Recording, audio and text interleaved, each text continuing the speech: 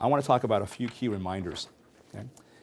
So these are things you just want to drill into your head over and over and over and over again. Okay?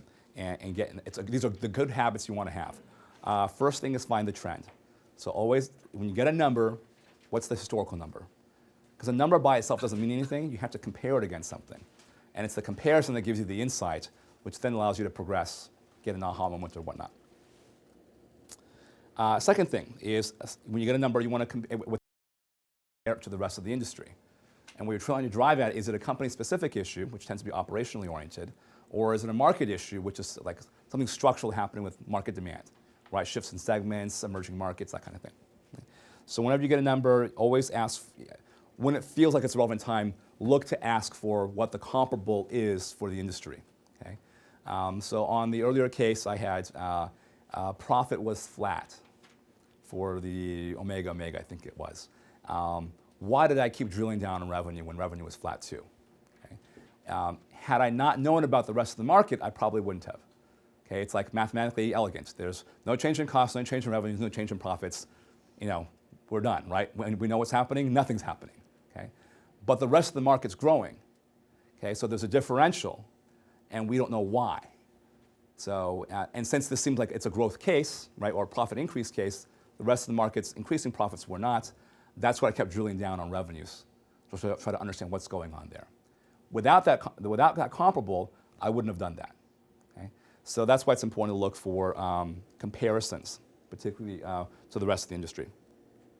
Okay. Totals and averages are very, very misleading. Okay? So that's why you have to segment.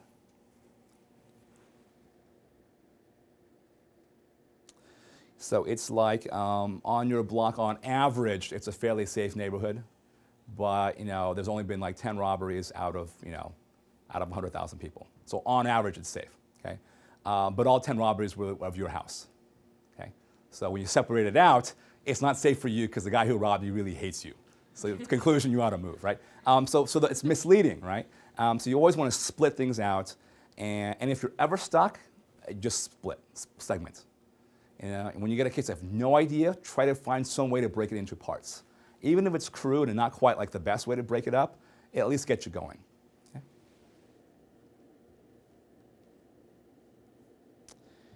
Okay? Yeah, so basically, if you don't segment, you basically miss the whole point. You don't have to, I'll read this. This is sort of more of a note for myself. Let me give you an example. Total sales are flat, okay? And segment A represents 20% of sales, so a very small piece. And segment B represents 80%, so the majority. Okay. Segment A is growing 100% per year, which is useful information to know. And segment B declined by, say, 25%. Okay? The company overall is flat, but you have one business unit that's crashing and burning, and you got one that's doubling every single year, year over year. Okay? If you did not segment that out by business unit, you would have missed the entire point. You would have missed the whole thing. You would say, well, it's a flat growth business. No, it's not. It's one that's sort of dying and one that's growing dramatically. That's a very big deal. If you don't segment, you don't find that out. Okay? All right. Like I said again, always segment. I mean, it's really important. Oh, how do you segment? So here's some common ways. You typically don't, you typically get this information provided to you. And this, I think, actually comes right off the chart on the last page of the framework page. So you think you have that. Yeah, you should have that somewhere in there. But just so you're familiar with what things to look for, sometimes you might ask for a little bit. But around revenue, it's sort of by revenue source. So by product, by channel, by type of customer, by vertical market, by region. Those are sort of very common ways of segmenting revenues. And when you're trying to break up revenues sort of in a profitability framework, it's total revenues and then looking at revenues per unit. Sometimes you'll find that on that profitability case, one of the weird interactions you'll get is sometimes that you'll find the revenue is down, the revenue per unit is the same, and units shipped have really fallen, right? Excuse me here.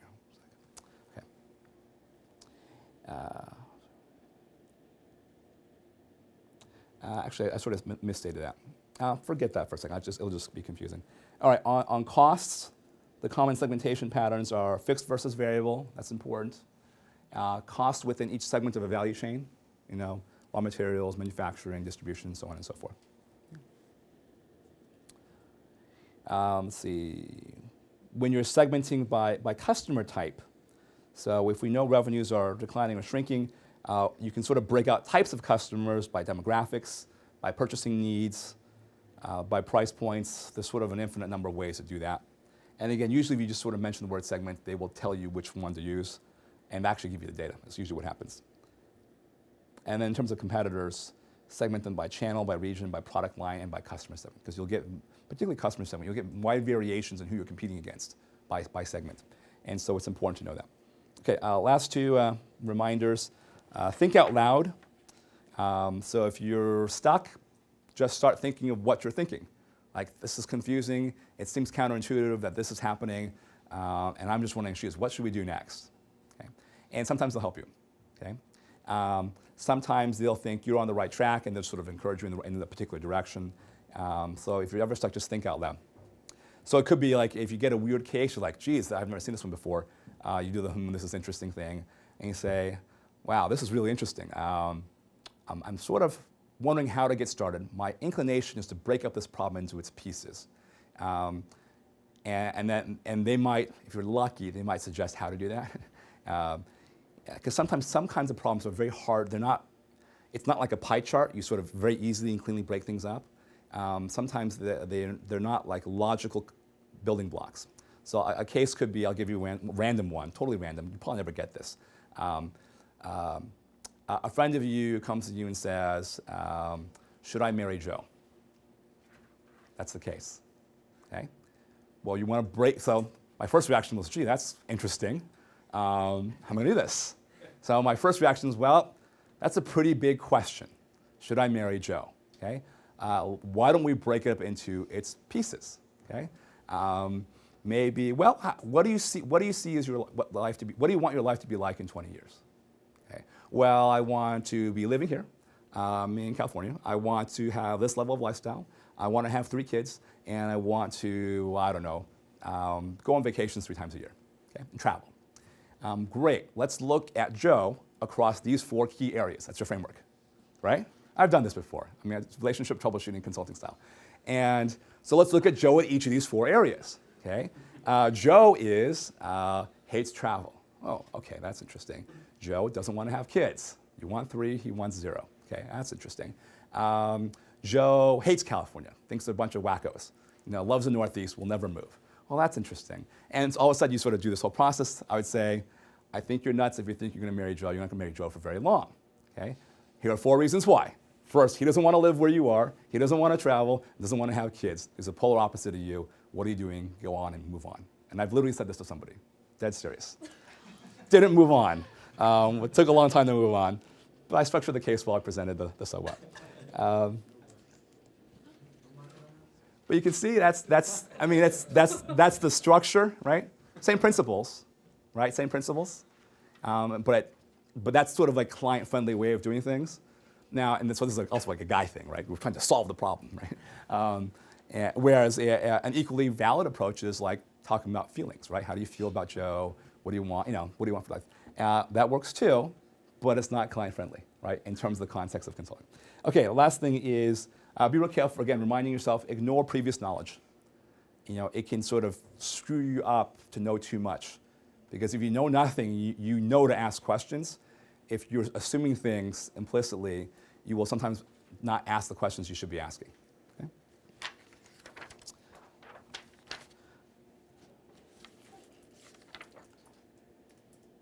Okay, practicing, how to practice.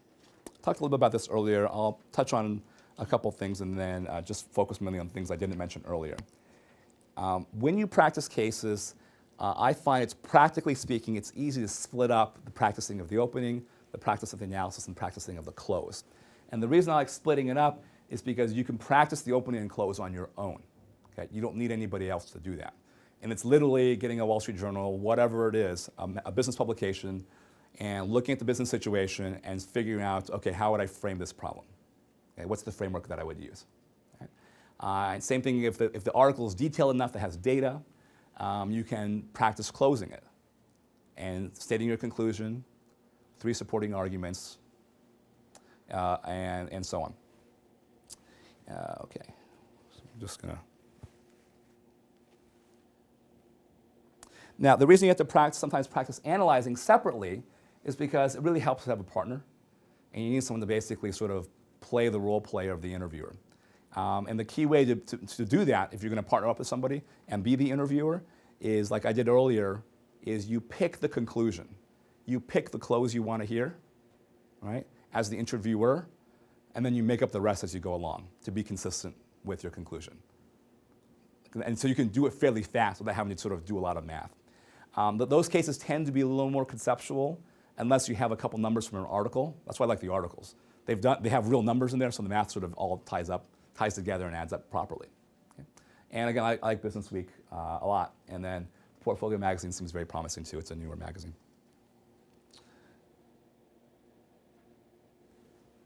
Okay. Sort of real practical stuff. Practice drawing. And practice drawing on different types of media. Whiteboard, flip chart, graph paper. And then practicing drawing different kinds of things. The things you want to practice drawing are framework diagrams. That's fairly straightforward. Definitely now, I should go practice the supply-demand curves, right? Because that's very easy to screw up. Sometimes drawing, solving math problems on a board. So I've done that a couple times. So like less so on like business situation cases unless there's an estimation question in the middle. So sometimes they'll say, well, why don't you go ahead and draw that up on the board? And what they're doing is when they have it on the board, they can see if you're doing it right. Where sometimes sometimes if you're faster than they are, they can't tell if you're right. So if you just do with sufficient confidence, sometimes they won't know. But having it drawn on the board, it's harder to hide. So sometimes I'll have you draw it on the board. And we didn't touch on this really in terms of the estimation stuff, but practicing the math of large numbers. Someone was asking me about this earlier. What I would do is I would just sort of pick a bunch of random big numbers. 4 million times 250, 16 billion times 30%. And just write a whole bunch of problems down and just sort of do them in my head, right, and just practice them. And it's rough. Like I can't do them very well these days because I'll just get a calculator, right? But in fact, actually, it's pretty useful in real life. And you got to be sort of fairly proficient at it or it has a negative impact on how you do in the interviews. And it's just practice. Okay. Yes? Is it ever acceptable to write numbers down? It's always acceptable to write numbers down. I mean, like when you're calculating it, like instead of saying 2 million times 2. It is better to write them down and get it right than to like get it wrong. Yeah, and on the scale of 1 to 10, 10 being you did it all in your head, writing it down and doing it would probably be like a 7 or 8. So not the end of the world. Not the end of the world. That's what they call it, back of an envelope. So it's like you just do it on a small piece of paper. So that's fine. I don't think that's a dramatic big deal if you have to. What you do want to write down is you want to make sure if you can either sort of literally do the math problem there. That's sort of one way. But at a minimum, you should write down the numbers because if you're trying to juggle 3 or 4 or 5 large numbers, one that has 6 zeros, 4 that have 2 zeros, and 3 that have 3 zeros, like you forget the first one had 6 zeros, right? So just writing down the base facts is fairly useful too. And that is always acceptable. Writing things down is always, taking notes is always acceptable.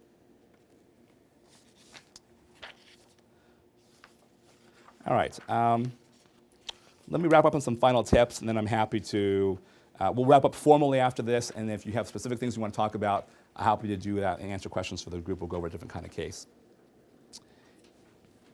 And this is sort of me on my soapbox. Okay? I have this concept of strategic planning for your career. Okay? So you can, and I have done this, use a framework for analyzing your career options, right? And sadly, I probably did not do enough of this. And it's sort of sad because I should know better. So one of the things you talk about in business school is strategic competitive advantage, right? So what's the advantage that company A has over company B, and does that advantage actually give them any kind of benefit in serving that particular market, okay? Same deal for you guys, okay? Your skills are an asset, and you all have different skills. And what you want to think about is what is your competitive advantage, and do you actually leverage that skill by going into consulting, okay? something to think about. Consulting tends to value very particular skills. Okay? It's not the end-all be-all. And because I have a number of friends who were good enough to get into McKinsey, but they hated it, and they left. Okay? And if you're going to do that, you might as well not go in the first place. It's sort of waste time. Okay? And the weird thing is, the ones who hated it, they like really hated it, and they went like total like opposite of what you could do in consulting, because it just wasn't them. So just because you can doesn't mean you should, and the things they were doing sort of appealed to some of their talents and passions sort of with a better fit. Consulting, despite what tends to be the common prevailing thought, consulting is not the end-all be-all. I mean, I remember interviewing for these jobs, and it was like, I know, we sort of took it way too seriously, right? There are lots of options out there. So if there's, I don't know if there is, but if you ever sort of feel like, you got to do consulting or you're not successful in some way, total BS. And I have sort of a lot of perspective now on that. Here's an interesting insight. If you don't enjoy case interviews, you probably won't enjoy the job. Okay. It's very true. I happen to like the case interviews, so having done 60 when I was recruiting, I had a lot of fun. I learned a lot too. So I still remember cases from years and years ago, down to particular gross margin numbers, because I thought it was a really insightful, really interesting business, real-life situation that I wanted to remember. Okay. So if you don't like the process, I'm here to tell you I'm fairly confident you won't like the job. Okay? So worth thinking about. Okay, let me talk about who doesn't get hired by consulting firms. Okay? I would say creative, nonlinear thinkers that are good business people, but they don't make decisions in a way that's easy for others to follow. So they jump around a lot. Short attention span. Boom, A to B, one day on products, one day on services, one day on margins, one day on cost positioning, one day on strategy, one day on HR. But they got them all right. All of them. Made the right call on each one, but you can't follow them. Okay? So they're good business people, good leaders, even good CEOs, but they're terrible consultants. Okay? So I'm trying to take the judgment value out of that. That kind of person, there are billionaires who do this, right? But they make lousy consultants. Okay? Again, consultants are not the end-all be-all. So Steve Jobs, Richard Branson, those type of individuals, very respected CEOs, probably not great consultants. Okay? Particularly like visionaries. A visionary is about sort of making a guess on the future with no data. Okay? It's sort of polar opposite of consultants. By the way, consulting firms are terrible at doing market forecasts of new technologies. Because consulting firms are biased towards analyzing data, tend to be pretty good at it. When there's no data, really hard to get it right. Then you're in the realm of educated guessing. So venture capitalists, that's sort of like, they're not analyzing market share. There's no market share, right? They're getting to things like qualitative stuff, like people making bets, there's timing issues, a lot more speculative in nature. You can be very successful, but that doesn't make a good consultant, okay? Because again, it's not client friendly. Last couple things, my prevailing thought and belief in life is that you're going to succeed at whatever you do, so you might as well pick something you like doing. Don't do something just because everyone else says you have to or should. It took me many years to learn that. And then for those of you definitely going to consulting, this is interesting insight. Most people don't realize this. You get hired for your analytical skills. So doing cases is very indicative of the kind of work you do in your first 2 years. You get promoted based on management skills and client skills. And you go all the way up to the top based on sales skills. Okay? And that's like a 5-letter dirty word. I always find it interesting because I did an analysis, sadly, I took out the course catalogs for Stanford, Harvard, and Wharton like 4 or 5 years ago, and wanted to see how many of them actually had a sales course. Harvard did not have a sales course, Stanford didn't have a sales course, Wharton had one sales management course. And I thought, having been an entrepreneur, which is another part of my background I haven't talked about at all, I thought that was kind of odd. Because in my world, there's 2 things that create profits: revenue, sales minus costs. And if none of the business schools don't teach sales, then that seems like that's kind of like half the P&L and probably arguably the more important half. Okay? And it very much is a skill, but it's sort of like, I call it the blue-collar skill. Like you hire the high school dropout, right, to sort of be your sales guy. But ironically, everyone wants to be a partner at a bank, everyone wants to be a partner at a consulting firm. And guess what you do as partners? You sell. Okay? So I thought at least ought to be clear and to know what you're getting into. Law firms too. Like great lawyers, it's because they know how to bring in the rainmakers. And I just thought that was sort of an interesting irony. Okay, and that's basically all I have. In terms of formal things, you can, as a reminder, all this information and the video will be available at caseinterview.com. Let me know how things go. Send me an email, victor@caseinterview.com. That email address doesn't work today, but it'll be working in a couple days, or probably tonight. And particularly if things go well, and if you have suggestions, let me know as well. I don't always check it. My assistant probably checks it, but I do like sort of hearing the feedback. And as a final reminder, the charity I like, if you guys found this thing useful, is visit www.kidpower.org. Make a donation, $50, whatever you want to do. They're very, very efficient with their funds. I help them out on some things, and they sort of are very effective at what they do and very cost efficient. So I would remind you to do that. Great, so I'll wrap up formally now, and happy to answer more questions. I'll do it for the room, so if you want to stick around and ask more questions on something specific, I'm happy to do that. Otherwise, enjoy the rest of your afternoon. Thank you.